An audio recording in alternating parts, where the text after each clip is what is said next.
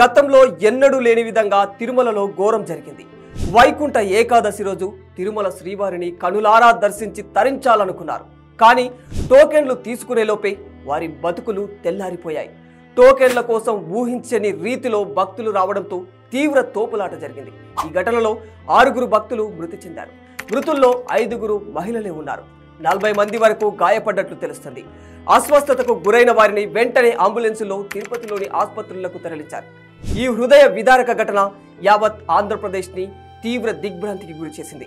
అసలు ఈ ప్రమాదం ఎలా జరిగింది, ఎందుకు జరిగింది, ఎవరి నిర్లక్ష్యం వల్ల జరిగింది?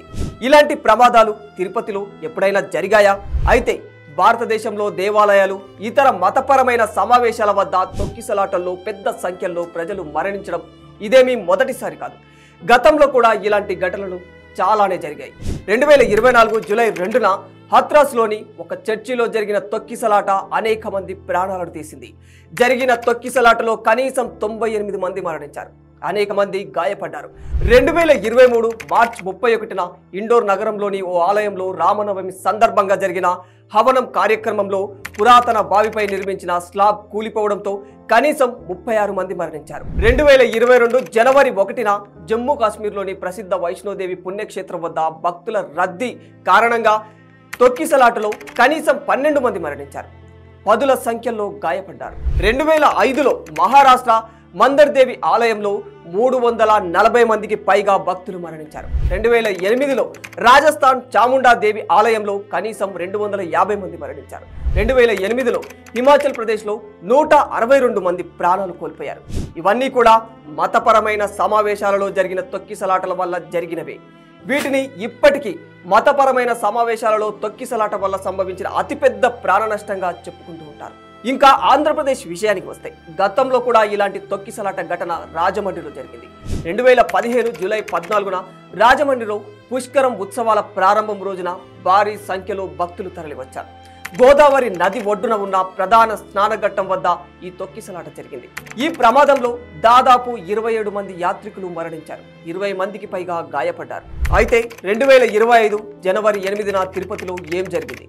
అసలు ఆ ప్రమాదానికి కారణం ఏమిటి? అంటే తిరుపతిలోని 9 కేంద్రాల్లో ఏర్పాటు చేసిన 94 కౌంటర్ల ద్వారా వైకుంఠ ద్వార దర్శనం కోసం టోకెన్లు జారీ చేయాలని టీటీడీ నిర్ణయించింది. ఈ క్రమంలో టోకెన్ల కోసం భక్తులు భారీగా తరలివచ్చారు. ఇలా టోకెన్ల కోసం వచ్చిన భక్తులు రోడ్లపై గుమికూడకుండా అధికారులు వారిని బైరాగి పట్టేడ వద్ద ఉన్న పద్మావతి పార్కులో ఉంచారు. అయితే టోకెన్ల జారీ కేంద్రంలో సిబ్బంది ఒకరు అస్వస్థతకు గురి కావడంతో అతన్ని ఆసుపత్రికి తరలించడానికి క్యూ లైన్ తెరిచారు.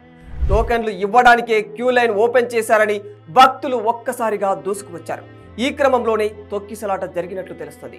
టోకెన్ల కోసం ఎంతమంది భక్తులు వచ్చారో, ప్రత్యామ్నాయ ఏర్పాట్లపై స్థానిక సిబ్బంది ఉన్నతాధికారులకు సమాచారం అందించలేదని, అందుకే ఈ ప్రమాదం జరిగినట్లు సమాచారం. ఏది ఏమైనా తిరుపతిలో ఇలాంటి తొక్కిసలాట వల్ల ప్రాణ నష్టం జరగడం ఇదే తొలిసారి. మా బాధలు తొలగించు, మా కోరికలు తీర్చుదేవుడా అని పండగ పూట స్వామి కొండకు వస్తే భక్తుల ప్రాణాలు గాలిలో కలిసిపోవడం బాధాకరం. ఇప్పటికైనా దేశంలో జరిగిన అనేక తొక్కిసలాటలు దృష్టిలో పెట్టుకొని ఇక నుంచి ఇలాంటి ప్రమాదాలు ఆలయాల్లో జరగకుండా ఆలయ అధికారులు, ప్రభుత్వ అధికారులు తగిన జాగ్రత్తలు తీసుకుంటే మంచిదని పలువురు అభిప్రాయపడుతూ ఉన్నారు. For more videos like this, subscribe Big TV channel.